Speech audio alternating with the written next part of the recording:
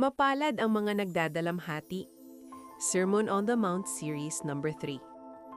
God blesses those who mourn, for they will be comforted. Matthew chapter 5, verse 4, NLT. Madalas na-associate natin ang mourning kapag tayo ay nag-grieve because of a loss.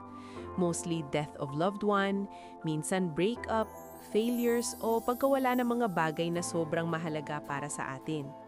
Ang mourning ay outward expression ng ating deep sorrow. At sa tulad kong naka-experience na ng mga ganitong kapighatian sa buhay, isa itong verse na to sa mga nagbigay ng hope sa akin during my dark days. Iko-comfort ni God ang mga nagdadalamhati. Pero alam niyo ba na hindi lang yung mourning over our losses dito sa mundo ang tinutukoy dito sa verse na to?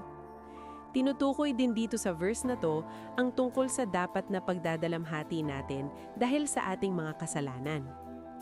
Sa isang talinghaga na kinwento ni Jesus, makikita natin ang isang example kung paano tayo dapat magdalamhati sa ating mga kasalanan. Sabi sa Lucas 18 verses 10 through 14, may dalawang lalaking pumasok sa templo upang manalangin. Ang isa ay pariseyo at ang isa ay maniningil ng buwis.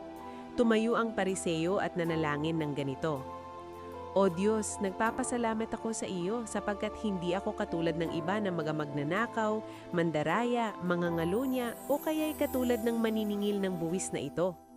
2 beses akong nag-aayuno sa isang linggo at nagbibigay rin ako ng ika-10 bahagi mula sa lahat ng aking kinikita. Samantala, ang maniningil ng buwis naman ay nakatayo sa malayo at di man lamang makatingin sa langit. Dinadagukan niya ang kanyang dibdib at sinasabing, O Diyos, mahabag po kayo sa akin na isang makasalanan. Sinasabi ko sa inyo, ang lalaking ito'y umuwing matuwid sa harapan ng Diyos at hindi ang pariseyo, sapagkat ang sinumang nagmamataas ay ibababa at ang nagpapakababa ay itataas. Sa talatang ito, makikita natin na lubos ang pagdadalamhati ng maniningil ng buwis. Na-recognize niya yung gravity ng kasalanan niya sa Diyos, kung gaano ito kalala at kung gaano niyang nasaktan ng Diyos dahil sa mga kasalanan niya. Ikaw ba, sapatid, kapag ikaw ay nakakagawa ng kasalanan, nagdadalamhati ka rin ba?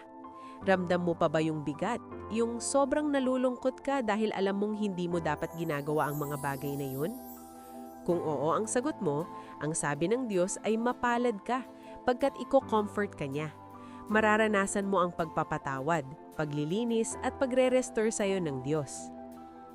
Huwag na tayong maging tulad ng pariseyo na nagre-rely sa sarili niyang kabutihan at pinagmamalaki pa na mas mabuti siya kaysa sa iba.